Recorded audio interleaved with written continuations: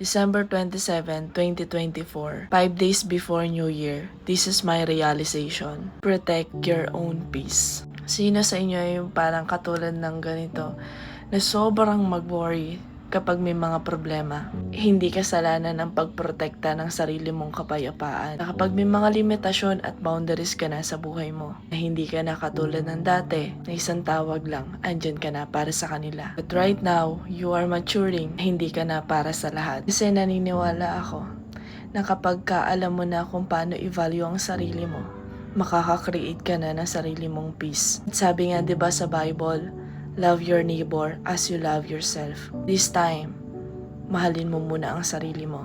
This time, protektahan mo naman yung kapayapaan mo. Hindi masamang magbago. It's just the fact you know how to value yourself. Kaya nga inaalaw ni Lord ang problema ay para may matutunan tayo, para mag-improve tayo. So next year, dapat isa na rin sa goal mo that you will protect your own peace with the Lord. God bless you, kapatid.